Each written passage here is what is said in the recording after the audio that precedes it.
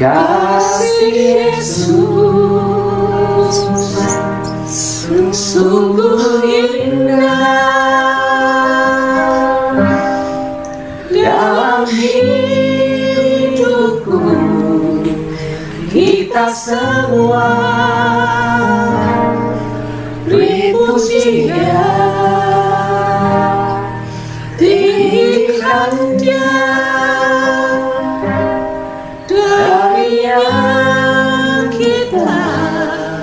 Semuanya ada, puji Dia, puji Dia, dekatlah.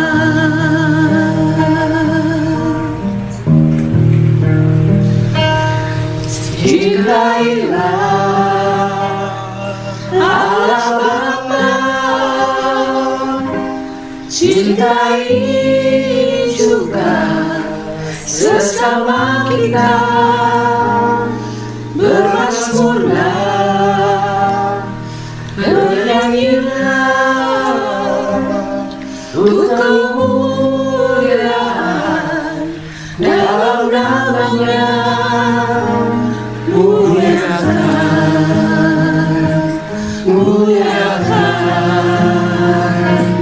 nama-Nya.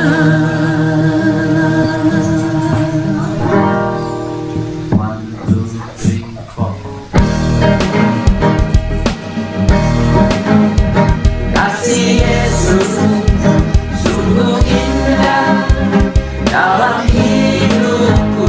Kita semua beri pujian, tinggikan Dia, darinya kita semuanya ada, puji Dia, puji Dia, dekatlah.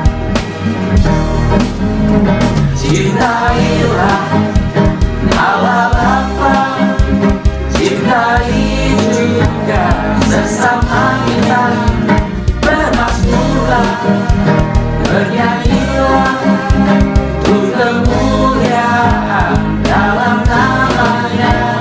Muliakan, muliakan nama-Nya. Ku percaya lindungan-Mu, Kaulah Yesus juru selamat-Ku. Hidup ini tiada arti tanpa Kau Yesus juru selamat-Ku. Kasih Yesus sungguh indah dalam hidupku.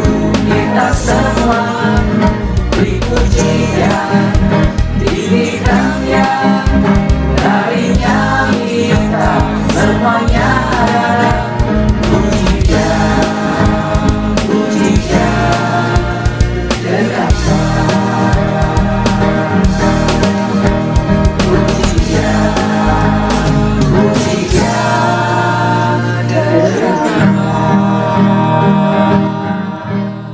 Selamat petang Bapak Ibu Saudara sekalian di dalam kasih Tuhan. Selamat berjumpa kembali dengan ngopi bersama, ngopeni iman kita di dalam persekutuan kita dengan Tuhan. Marilah kesempatan ini kita berdoa untuk mendengarkan sabda Tuhan yang kita akan renungkan bersama. Terima kasih Tuhan atas kesempatan yang Tuhan berikan kepada kami. Dimungkinkannya kami mendapatkan pemeliharaan rohani yang seimbang untuk kehidupan kami. Agar iman kami tumbuh berkembang menjadi iman yang kuat menghadapi segala perkara kehidupan di bumi ini. Engkau hadir menyertai kami di dalam Kristus. Amin. Bapak Ibu sekalian, kesempatan ini kita akan bersama-sama merenungkan sabda Tuhan lewat Yeremia pasal 12 ayat yang kelima yang menyatakan demikian. Jika engkau telah berlari dengan orang berjalan kaki, dan engkau telah dilelahkan, bagaimanakah engkau hendak berpacu melawan kuda? Demikianlah sabda firman Tuhan pada kesempatan ini. Bapak Ibu Saudara sekalian yang kekasih di dalam Tuhan, di dalam kejuaraan Olimpiade, para pelari tercepat di dunia berlomba untuk memperebutkan medali emas. Jauh sebelum perlombaan terakhir berlangsung, maka diadakanlah pertandingan-pertandingan di seluruh negara di dunia ini untuk menyeleksi atlet-atlet yang tidak cukup cepat untuk berlomba. Karena di dalam olimpiadenya itu hanya atlet yang tercepat yang boleh mengikuti perlombaan terakhir. Itulah peraturan di dalam olimpiade. Ada pembatasan-pembatasan, ada motivasi-motivasi yang dicanangkan di sana.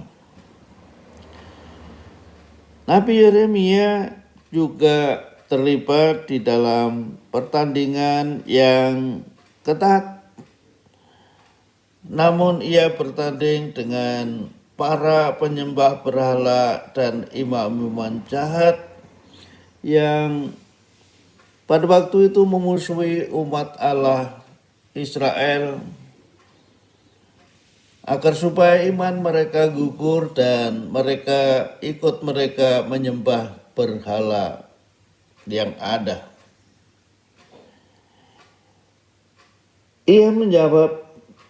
Yeremia menjawab panggilan Tuhan itu untuk menghukum Yehuda dan meramalkan kejatuhannya di dalam perjalanan hidupnya. Yeremia sangat prihatin. Yeremia mengalami depresi. Ia menjadi begitu putus asa dan bertanya kepada Tuhan, mengapakah mujur hidup orang-orang fasik? Mengapakah mereka itu menjadi sentosa seperti itu? Segala apa yang diusahakan oleh mereka berhasil baik. Perkembangan mereka boleh dikatakan cukup untuk hidup di dalam kehidupan di dunia ini. Tetapi umat Allah justru berbeda. Pada saat itulah Allah berkata kepada Nabi Yeremia yang intinya demikian. Pertandingan baru saja dimulai. Sejauh ini kamu baru saja berurusan dengan perkara-perkara kecil, yaitu berlari melawan pejalan kaki. Melalui upaya-upaya sederhana. Apabila kelak masalah-masalah yang sangat sulit datang kepadamu, yaitu bersaing melawan kuda, bagaimana kamu akan menanganinya? Jikalau kamu bisa melalui masalah-masalah sederhana, maka apabila kamu melampaui masalah-masalah yang sulit pun menghadapinya, akan menjadi kuat dan tangguh di dalam perjalanan hidupmu. Itulah yang disabdakan oleh Allah di dalam perjalanan hidup umat Israel. Tuhan mengatakan bahwa tetapi setelah aku mencabut mereka, maka aku akan menyayangi mereka kembali. Aku akan mengembalikan mereka masing-masing ke milik pusakanya dan masing-masing ke negerinya. Dan jika mereka sungguh-sungguh belajar akan hidup umatku, sehingga bersumpah demi namaku, maka mereka akan dibangun di tengah-tengah umatku. Demikian sabda Tuhan yang disampaikan kepada umat Allah Israel, bahwa usai hukuman mereka, maka Tuhan akan mengembalikan mereka kembali. Mungkin Anda baru saja menghadapi beberapa kesulitan, menghadapi beberapa masalah dengan kehidupan Anda. Dengan pandemi COVID-19, penyakit mematikan yang tak kunjung usai, atau persoalan lain di dalam kehidupan Anda, termasuk rencana pembangunan gedung gereja yang masih menunggu waktu yang tepat, maka mohonlah kepada Tuhan untuk dapatnya menghadapi masalah tersebut dengan baik. Namun sebagai jawaban Tuhan barangkali dapat saja berkata, jadilah kuat dan bertahanlah. Masalahmu mungkin akan semakin berat apabila dia meminta Anda untuk berpacu melawan kuda. Dia tentu akan mendampingi Anda untuk menguatkan dan menopang Anda. Itulah yang dilakukan oleh Allah. Ketika untuk hal-hal yang sederhana,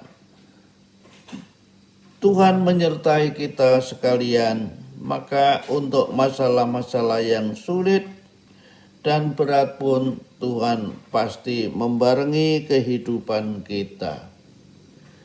Juga di usia 55 tahun ini, di mana kita sebagai gereja dipandang sebagai gereja yang dewasa, yang mampu melakukan hal-hal yang baik dengan perjalanan pengalaman hidup sebagai gereja Tuhan. Yakin dan percayalah bahwa penyertaannya tidak pernah berubah. Jika kita tetap taat menyembahnya, juga dalam upaya memulai pembangunan rumah Tuhan di masa yang sulit saat ini, Allah akan mendampingi Anda sekalian di dalam perjalanan gereja Tuhan. Tuhan memberkati kita sekalian. Amin. Mari kita berdoa. Tuhan, lewat karya kasih-Mu kami boleh hidup sebagaimana kami ada saat ini. Tuhan campur tangan dan menolong supaya hidup kami mencerminkan anugerah-Mu, mencerminkan kasih-Mu di tengah kehidupan. Ajarlah kami untuk melakukan semuanya itu dengan baik, agar supaya kasih Tuhan tercermin di dalam kehidupan ini, sehingga nama-Mu dimuliakan, hidup kami diberkati, dan kami menjadi berkat di tengah kehidupan ini.